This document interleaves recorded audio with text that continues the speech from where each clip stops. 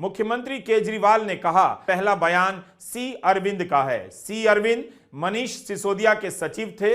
उन्होंने कहा कि एक दिन मेरे घर में मेरी मौजूदगी में मनीष सिसोदिया ने उनको कुछ एक्साइज डिपार्टमेंट के डॉक्यूमेंट हैंडओवर किए। ये नहीं कहा कि पैसे दिए, बस इतना ही। मेरे घर पर ढेरों मंत्री आते हैं, सचिव आते हैं, आपस में खुसर फुसर करते हैं, आपस में डॉक्यूमेंट शेयर करते हैं। क्या यह पर्याप्त कारण है कि सिटिंग मुख्यमंत्री को अरेस्ट कर लिया जाए?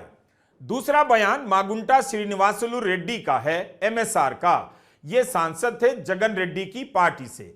एक दिन 16 मार्च 2021 को 4:30 बजे मेरे दफ्तर आते हैं। 10 दिन पहले उन्होंने पत्र भेजा था कि मैं सांसद हूं, मुख्यमंत्री से मिलना है। वो मेरे पास मिलने के लिए आते हैं। मैं जल्दी में था। वे आकर कहते हैं कि दिल्ली में फैमिली चैरिटेबल ट्रस्ट खोलना है। मैंने कहा जमीन हमारे अंडर नहीं आती है, एलजी साहब के अंडर आती है। आप मुझे चिट्ठी दे दीजिए, मैं एलजी साहब को फॉरवर्ड कर दूंगा, बस। 16 सितंबर 2022 को उनके घर पर रेड होती है। उनसे पूछा जाता है कि क्या आप केजरीवाल से मिले? वो कहते हैं हां मैं मिला, मैं उनसे फैमिली ट्रस्ट के लिए जमीन मांगने गया था। यह 16 सितंबर 2022 को सेक्शन 17 में दर्ज हुआ बयान है। ईडी इससे खुश नहीं होती है। 5 महीने के बाद उनके बेटे को 10 फरवरी के दिन गिरफ्तार कर लिया जाता है। उसके बावजूद अपने स्टेटमेंट पर कायम रहते हैं। 5 महीना जब बेटा गिरफ्तार होता है, जेल में रहता है, तो बाप टूट जाता है। 16 जुलाई को अपना बयान बदल लेते हैं। 18 जुलाई को बेटा छोड़ दिया जाता है।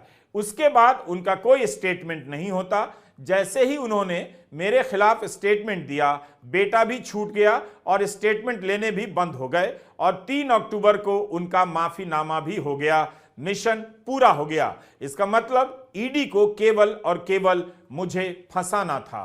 ईडी बार बार टोकती रहती है कि केजरीवाल लोगों को सुना रहे हैं, अपनी बात कहे जा रहे हैं, मगर किसी तरह केजरीवाल ने अदालत से अपनी बात कहने का समय हासिल कर लिया। उन्होंने कहा कि ईडी के पास 3 बयान हैं, तीनों ही बयान सेक्शन 50 के तहत लिए गए हैं, इसलिए कानून की नजर में तीनों बराबर हैं।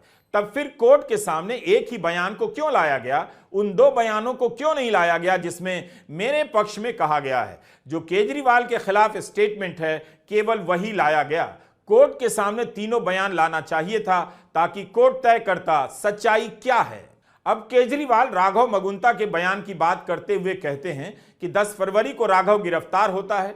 गिरफ्तारी के बाद उससे 5 बार बयान लिया जाता है। 5 बयान में वह एक ही बात करता है, अपना बयान नहीं बदलता। लेकिन उसके बाद राघव मगुंता को 5 महीने जेल में रहना पड़ता है। 16 जुलाई को उसके पिताजी अपना बयान बदल देते हैं। तो मेरे खिलाफ 7 स्टेटमेंट हुए, 6 में मेरे खिलाफ कुछ भी नहीं कहा जाता है। 7वें में जैसे ही मेरे खिलाफ स्टेटमेंट देते हैं, उसके बाद उनका कोई स्टेटमेंट नहीं होता है, जेल से छोड़ दिया जाता है और उन्हें माफीनामा दे दिया जाता है।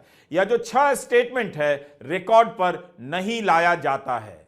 चौथा बयान है शरत रेड्डी का। 16 सितंबर को उनके घर पर रेड हुई। 9 नवंबर को स्टेटमेंट देते हैं, मेरे खिलाफ नहीं बोलते हैं। 10 नवंबर को गिरफ्तार कर लिए जाते हैं। उसके बाद उनके 9 स्टेटमेंट होते हैं, किसी में भी शरत रेड्डी मेरे खिलाफ नहीं बोलते हैं। लेकिन 6 महीने जेल में रहने के बाद 25 अप्रैल को टूट जाते हैं और वह इतना कहते हैं कि मैं विजय नायर के साथ सीएम साहब से मिलने गया था, सीएम साहब जल्दी में थे। सीएम साहब कहते हैं विजय नायर के टच में रहो, विजय अच्छा लड़का है। केजरीवाल ने कोर्ट से पूछा, वे सिर्फ इतना जानना चाहते हैं क्या ये 4 बयान एक चीफ मिनिस्टर को गिरफ्तार करने के लिए पर्याप्त हैं? ईडी के दफ्तर में 1 लाख पेज हमारी बेगुनाही के सबूत हैं, उन्हें कोर्ट के सामने नहीं लाया जाता है। शराब घोटाले का पैसा कहां है?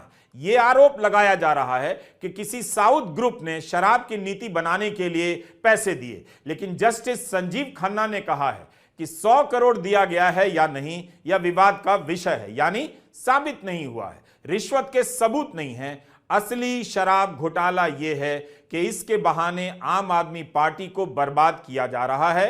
यह गवाही वाली बात हमने आपको 27 मार्च के वीडियो में भी बताई थी। इसी तरह की बात अभिषेक मनु सिंघवी ने भी दिल्ली हाई कोर्ट में रखी। आपको हमारा वो वीडियो फिर से देखना चाहिए, उसमें सिंघवी के तर्क को विस्तार से रखा गया है। आप सोचिए, शरत चंद्र रेड्डी को पीठ दर्द के नाम पर बेल मिल जाती है, बाहर आकर सरकारी गवाह बन जाते हैं और इनकी कंपनी 50 करोड़ का चंदा बीजेपी को देती है, बीजेपी ले लेती है। केजरीवाल ने कोर्ट में कहा कि मेरे पास सबूत हैं कि यह रैकेट चल रहा है, मनी ट्रेल दिखाई दे रही है। उसने गिरफ्तार होने के बाद 50 करोड़ रुपए का चंदा दिया।